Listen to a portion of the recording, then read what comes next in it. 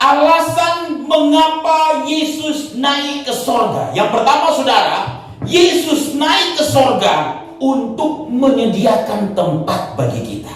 Saudara lihat Yohanes 14 ayat yang kedua.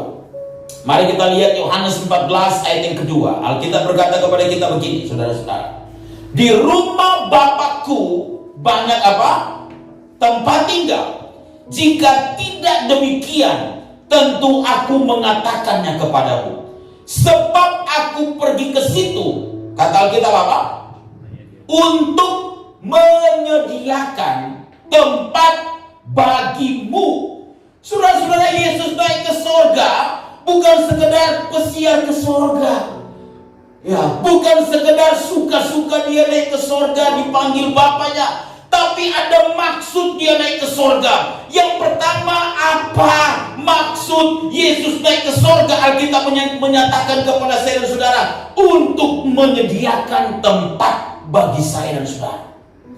Di rumah Bapa, kata Alkitab apa? Banyak apa?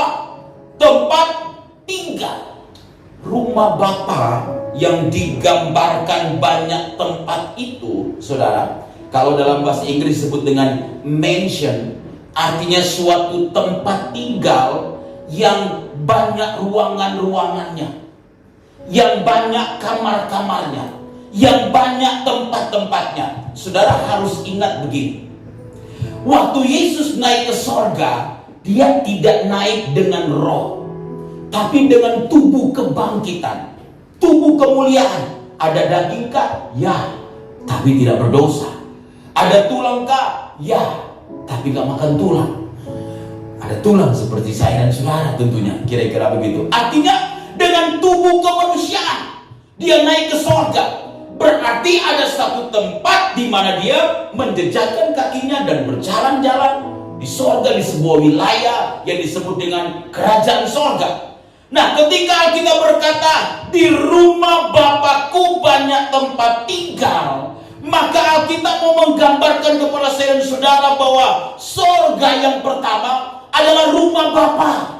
Sorga yang pertama adalah rumah Bapa, di mana di situ ada banyak tempat tinggal. Dan tempat tinggal yang dimaksudkan di sini mau mengungkapkan kepada saya dan saudara begini, saudara. Pertama, ketika saya dan saudara nanti akan berjumpa muka dengan muka, wajah dengan wajah dengan Yesus, setelah dia datang menjemput kita di awan-awan permai, maka sorga cukup bagi saya dan saudara orang percaya. Tidak menunjukkan tingkatannya. Oh, nanti pendeta dia berada di kelas VIP, pendoa ada di kelas ya bisnis, kemudian jemaat biasa ada di kelas ekonomi, yang jarang-jarang ke gereja, gak punya kelas, tidur seperti ya buka kemah kayak di hutan.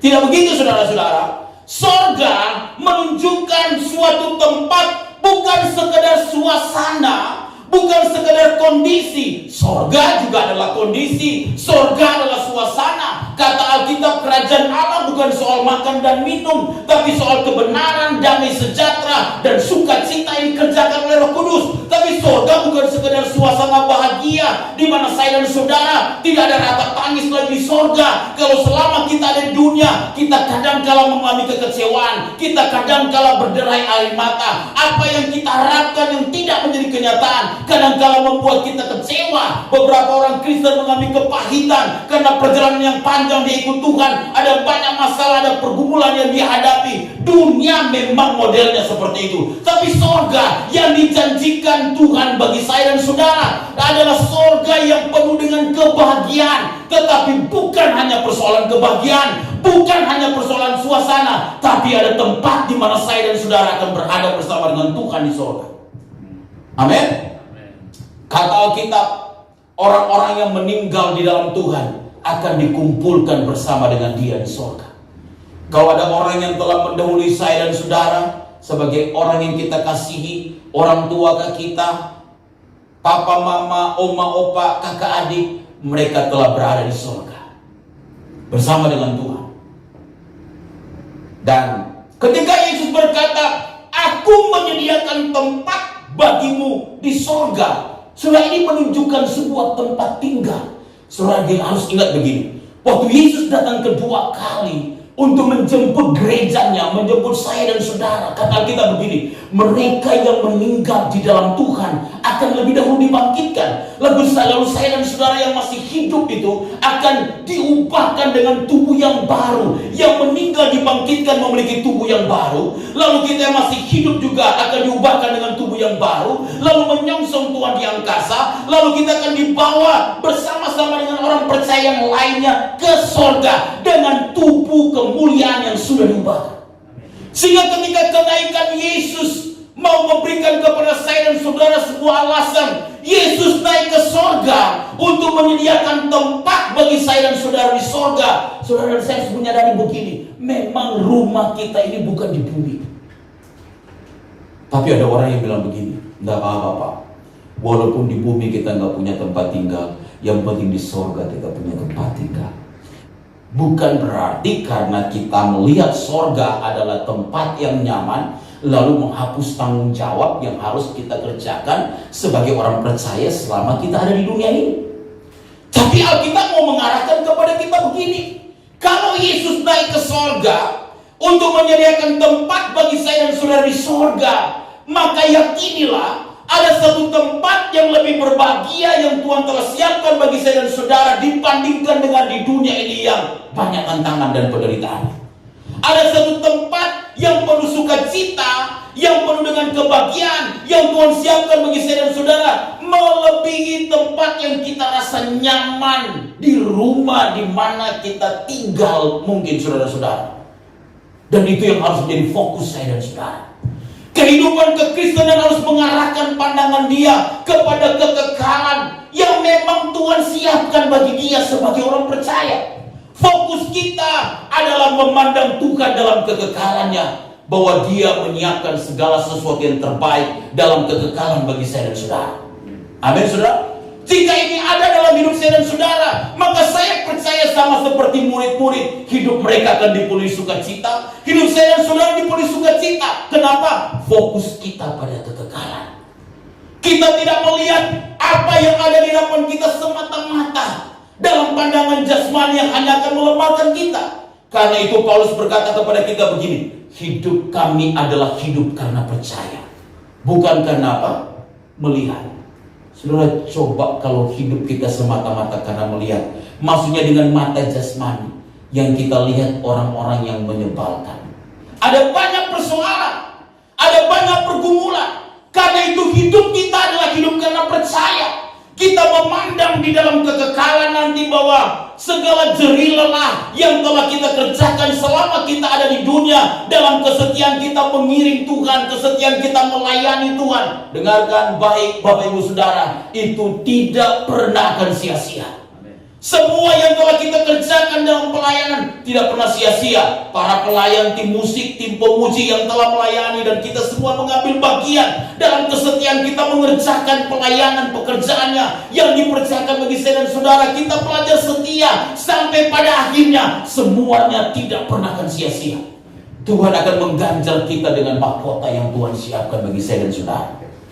Yang kedua saudara, apa alasan Yesus naik ke surga? Untuk mengirimkan Roh Kudus bagi kita. Mari kita lihat Yohanes 16 ayat 7. Yohanes pasalnya yang ke-16 ayat 7 berkata kepada kita demikian. Namun benar yang kukatakan ini kepadamu adalah lebih berguna bagi kamu jika apa? Aku pergi. Sebab jikalau aku tidak pergi, penghibur itu tidak akan datang kepadamu. Tetapi jikalau aku pergi, aku akan mengutus dia kepadamu. Saudara-saudara, Yesus berkata begini kepada murid-muridnya, adalah lebih berguna jika apa? Aku pergi. Sebab jikalau aku tidak pergi, penghibur itu tidak akan datang kepadamu. Saudara jangan praktekkan ayat ini dan berkata kepada pacar saudara, ada lebih berguna saya pergi, supaya yang lebih baik boleh menggantikan saya di hati. Nah itu tidak tepat ya. Itu bukan seperti itu maksudnya. Ada lebih guna kita berpisah, karena memang bukan perpisahan yang kusesali, tapi pertemuan sebenarnya yang kusesali. Itu tidak bisa diterapkan, saudara-saudara. Kita hidup di masa karya Roh Kudus lebih menonjol dibandingkan dengan dua pribadi yang lain dalam konteks Tritunggal, dibandingkan dengan Bapa dan dibandingkan dengan Sang Anak, yaitu Yesus Kristus. Kita memahami begini, karya Bapa biasanya lebih menonjol dalam Perjanjian Lama, dan kemudian karya Sang Anak, yaitu Yesus Kristus, lebih menonjol dalam kitab-kitab Injil sampai kenaikan dia ke sorga. Tetapi karya Roh Kudus menonjol mulai sejak hari Pentakosta, zaman kisah para rasul ketika gereja didirikan, zaman gereja mula-mula sampai hari ini, saudara-saudara. Sekarang ini adalah masa di mana Roh Kudus berkarya dengan begitu hebat bagi saya dan saudara. Kali itu sebelum dia naik ke surga, Yesus pernah berkata begini, "Aku akan memberikan penolong bagi kamu," atau penghibur bagi kamu.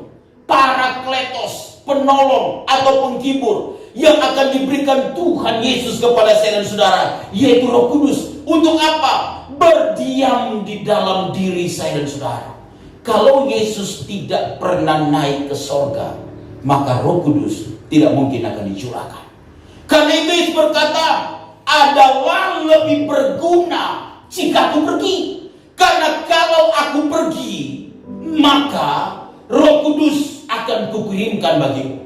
Dan Roh Kudus itu yang mendiami saya dan saudara sebagai orang percaya. Ketika kita berkata, kalau penghibur atau penolong atau parakletos itu datang, maka dia akan mengerjakan banyak hal bagi saya dan saudara.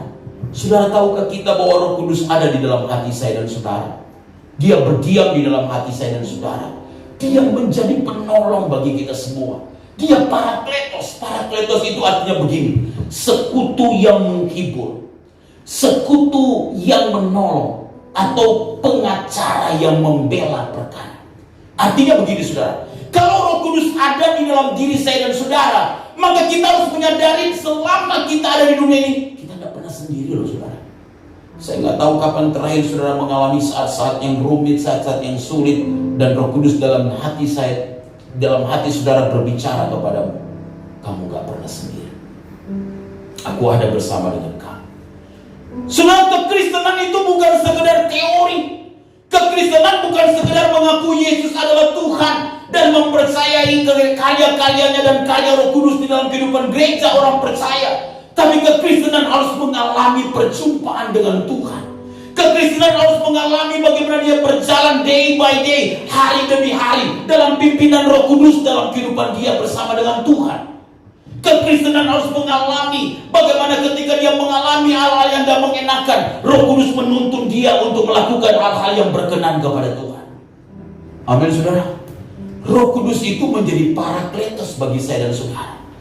Banyak orang Kristen yang tidak mengizinkan Roh Kudus menuntun hidupnya, dan akhirnya dia mengerjakan segala sesuatu dengan kedagingannya.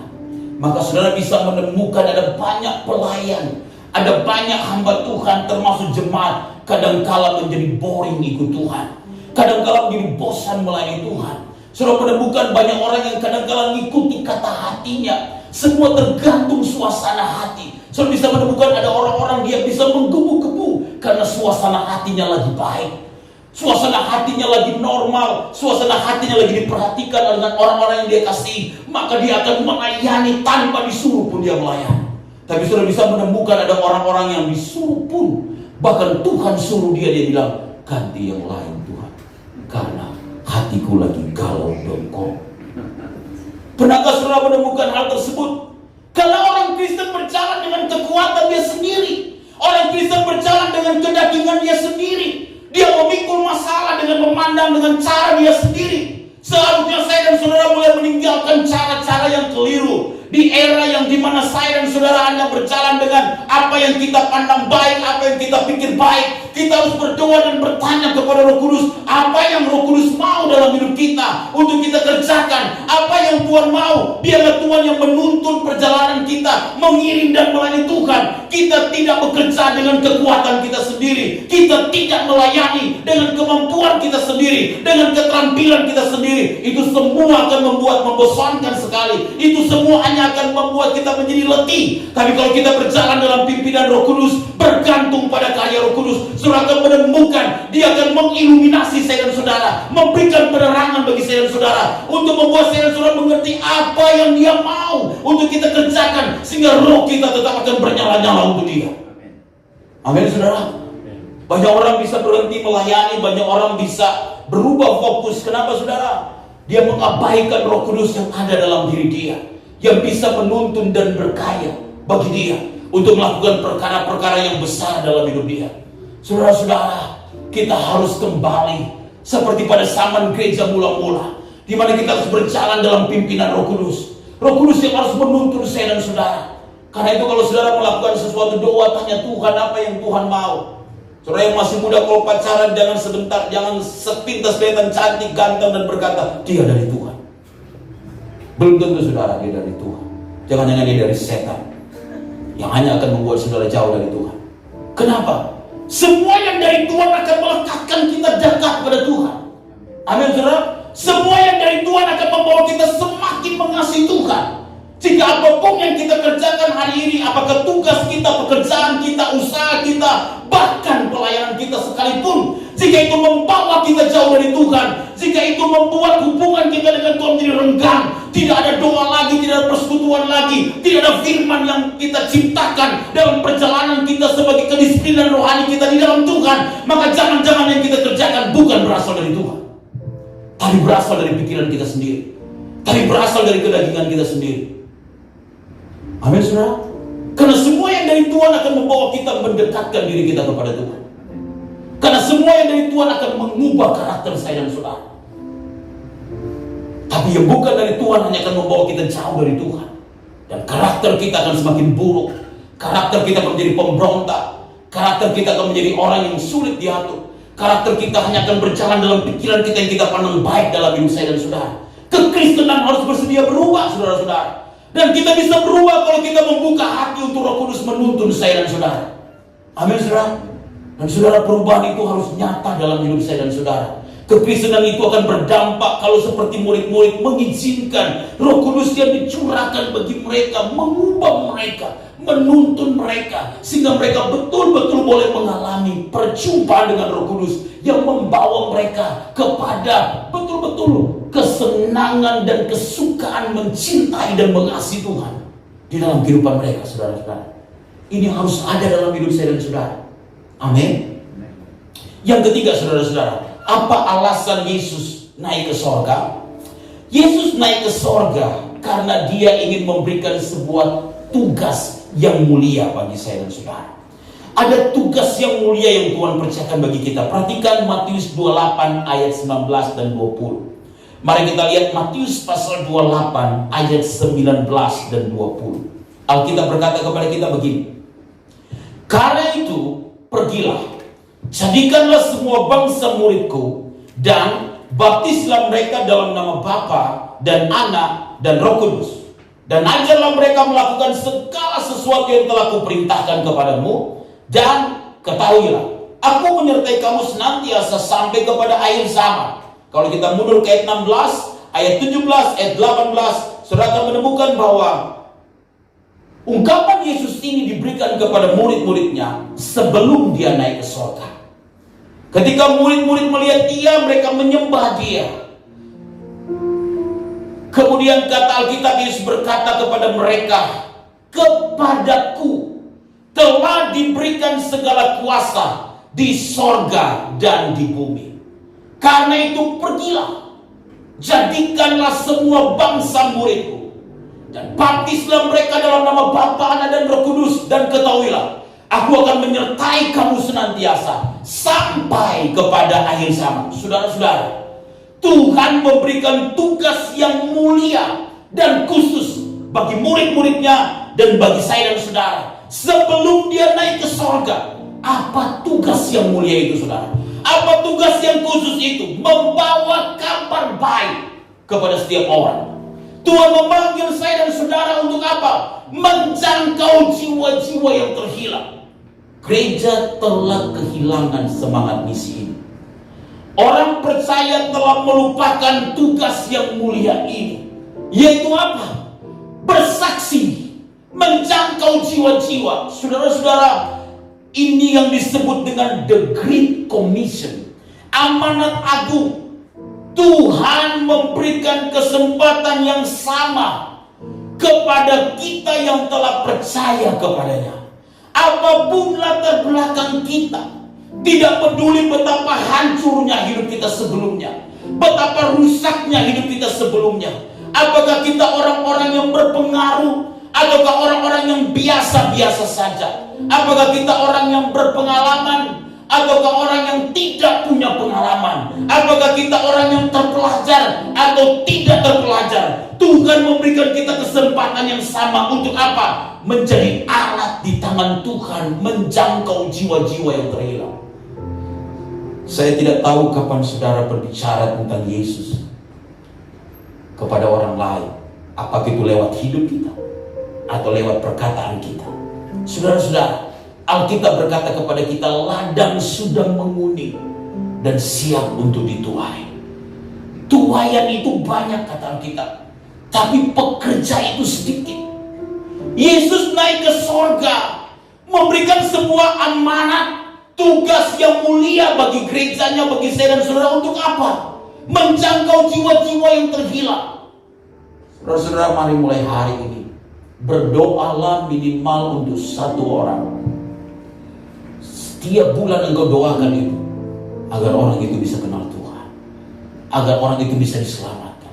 Saya nggak tahu itu siapa. Jadi saudara harus tanya Roh Kudus, tanya Tuhan, minta satu nama yang kemudian saudara berdoa. Saya telah berdoa lebih dari satu nama, karena itu saya mengatakan saudara minimal minta satu nama. Berdoa, tanya Tuhan, siapa orang itu Tuhan? Yang mungkin ada di sekitar kita, yang kita fine dengan dia, kita baik dengan dia, tapi dia nggak ada di dalam Tuhan loh saudara. Dia nggak mengenal Tuhan. Kristen bisa jadi, tapi bukan Kristen yang telah lahir baru. Mungkin Kristen yang kita kenal sebagai Kristen KTP, Kristen yang sejak lahir tapi tak pernah mengalami perjumpaan dengan Tuhan secara pribadi. Bisa jadi dia orang yang gak kenal Tuhan, yang jauh dari Tuhan. Saudara-saudara, itulah yang harus kita miliki hari-hari ini. Apa itu? Sebuah passion kita, sebuah keterbebanan kita. Kepada apa? Kepada jiwa-jiwa yang terhilang. Saudara-saudara, saya percaya ada orang di sekitar kita yang Tuhan mau kita doakan dia. Amin, saudara. Ada orang yang mungkin dekat dengan kita, yang kita kenal, bahkan mungkin kita pernah berkomitmen kepada Tuhan. Tuhan, jangan panggil aku pulang sebelum orang itu diselamatkan. So itu menjadi passion kita, menjadi sebuah kerinduan kita, keterbebanan kita. Kepada apa?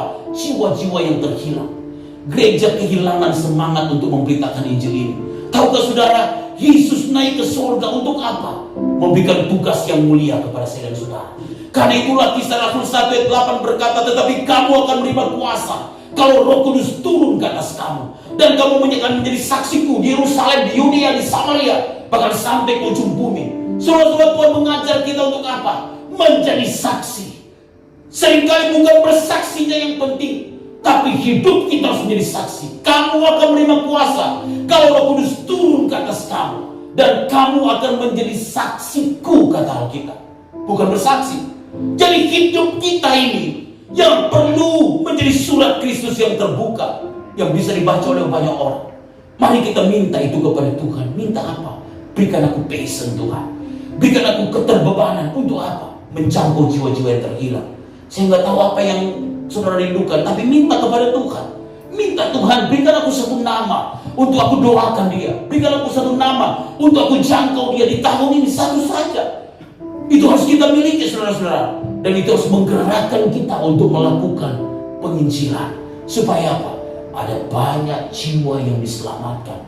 Kata Alkitab, bekerjalah selagi hari masih siang. Akan datang malam di mana tidak ada waktu kita akan bekerja. Masa ini adalah masa anugerah. Masa Tuhan buka pintu kemurahan selebar-lebarnya. Saya berdoa supaya gereja kita menangkap hal ini. Saya dan saudara menangkap hal ini. Supaya apa? Kita betul-betul bukan saja di-encourage oleh Tuhan, tapi betul-betul kita boleh mengalami kuasa Roh Kudus yang turun atas saya dan saudara, sehingga kita bisa menjadi saksi Allah Tuhan dimanapun kita berada. Ketika kita berkata, ketahuilah, aku menyertai kamu senantiasa sampai kepada akhir zaman. Dengarkan saudara, orang yang punya passion untuk melayani, yang punya passion untuk membawa jiwa, yang punya passion untuk menginjil, yang punya passion menjangkau jiwa. Bagaimana caranya? Kita nggak harus pergi ke ladang misi, tidak selalu demikian. Semua yang kita lakukan itu menjadi alat supaya Injil bisa sampai kepada banyak orang. Amin, saudara. Apapun yang kita kerjakan di media sosial itu jadi berkat. Jangan tahu media sosial hal-hal yang menggalaukan saja, hal-hal curhatan semata-mata. Berhentilah dan bertobatlah, sebab kerajaan Allah sudah dekat.